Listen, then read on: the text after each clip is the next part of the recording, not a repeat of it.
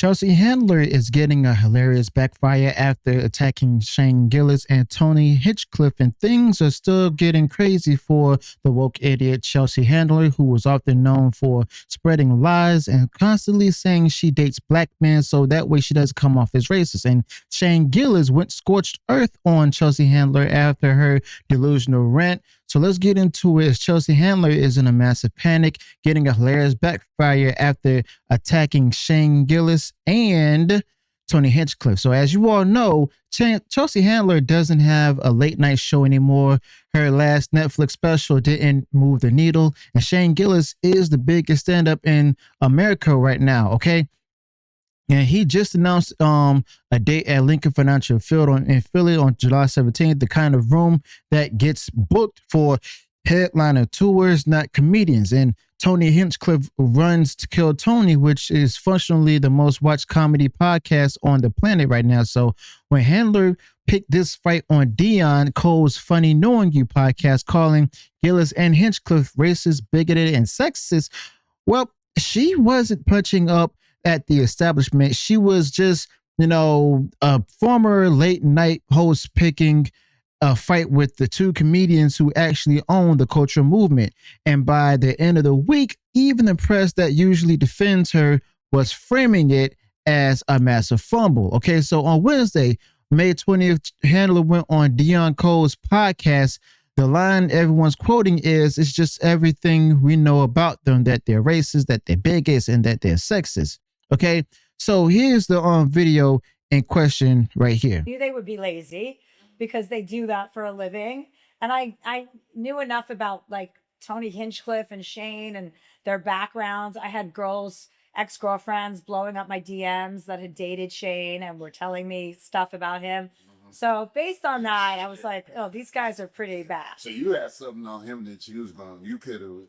Tell us now. What shit Shane? It's just everything we know, that they're racist, that they're bigots, that they're sexist, that they think they're like invincible. It was ick. It was gross. I don't find those jokes to be funny. Jokes about lynching black people or lynching is not a joke. That's worse than rape.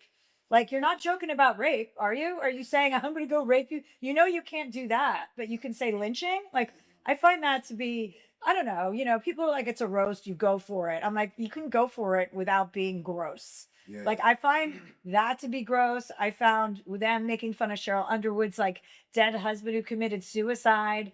Like, a skin color. She's fine with that. If she says she's fine with that, she's fine with that. I wasn't fine with that.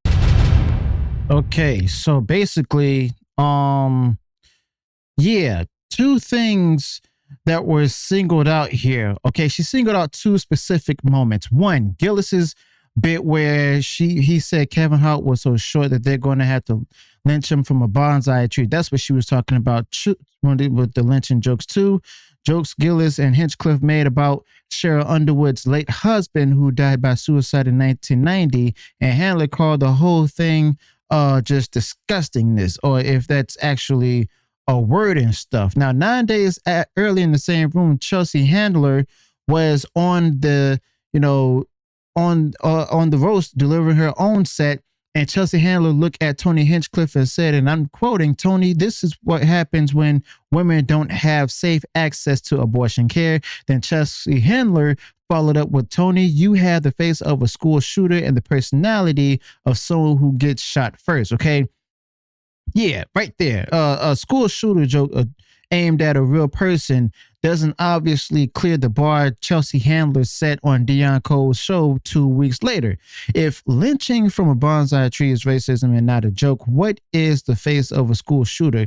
Comedy or cruelty? Okay, so Chelsea Handler did the second one in front of cameras, and then she did the podcast about how they went too far. Okay, so Gillis also asked, for a response and everything. Was asked for a response, but he gave 6 sentences verbatim. Okay, 6 sentences verbatim. All right, where he stated, "This is a big moment for Chelsea. I am glad that she's capitalizing. Good for her. And we are rooting for her anyway. Come see me July 17th at the football stadium in Philly. Okay, so that statement right there, basically, um, basically, just doesn't deny anything. It doesn't get defensive. It just politely diagnoses what's happening. Okay, so she needs the news cycle. He doesn't. And then pulls and plugs in the stadium act and stuff that's coming up. So that's the most secure comedian in America talking to someone who used to host this time slot.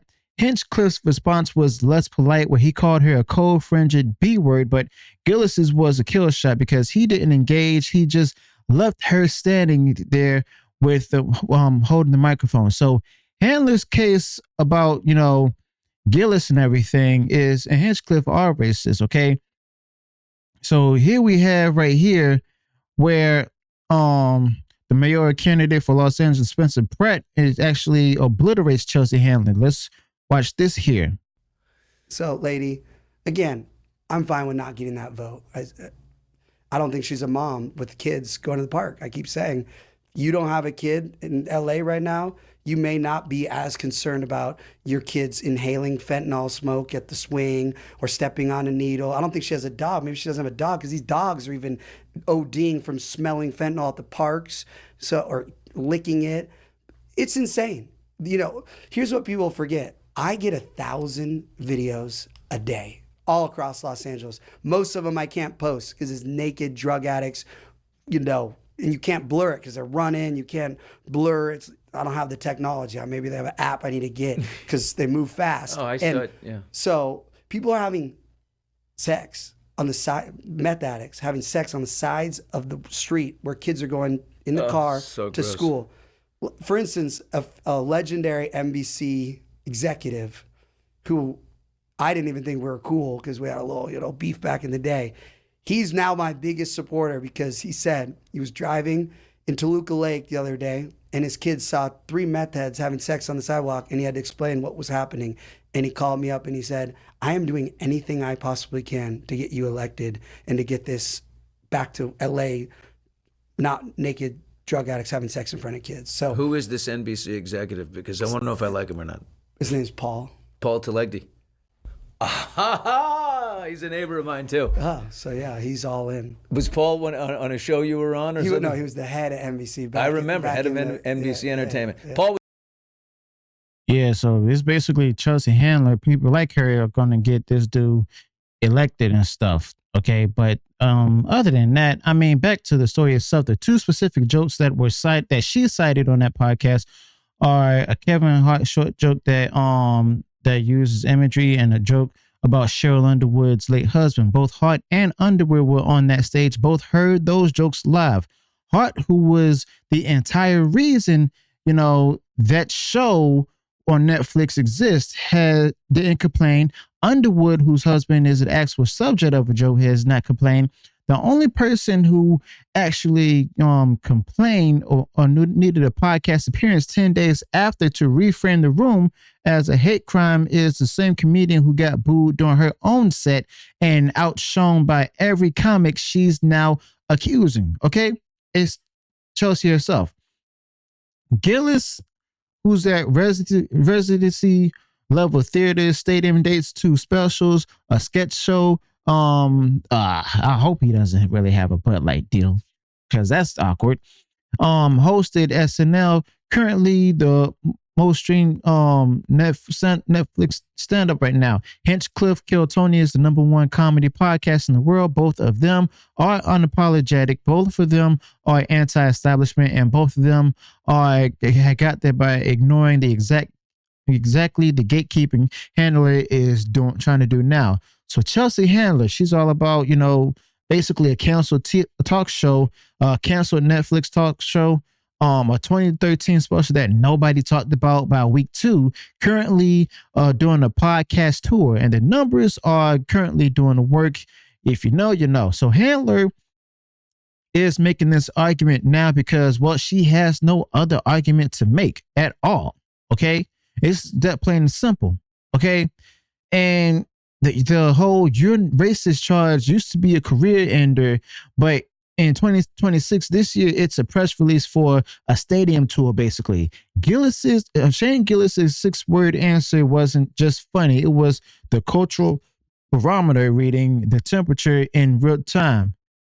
So the audience moved, the gatekeepers didn't, and now the gatekeepers are yelling at the people that the audience picked. Okay, so Chelsea Handler herself, as a matter of fact, let's go ahead and go to, another legend who actually spoke out against Chelsea Handler, the late Joan Rivers, who was basically called out Chelsea Handler, as many of you may remember this. So let's watch this as well.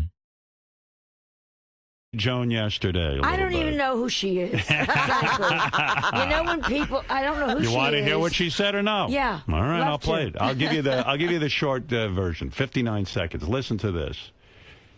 But Joan Rivers was critical of you at one point, wasn't she? Well, Joan Rivers. I mean, what the fuck do I care about Joan Rivers? You don't care. It doesn't bother you. It does bother you. I saw Joan Rivers the other day at E, and she said, "Hi," her and that daughter. Melissa. Yeah. And you don't like Melissa? No, I mean I don't not like her. I mean, right. but I don't think about either one of them ever. Bad. The girl made it on her back, fucking the president. We all know that of the network.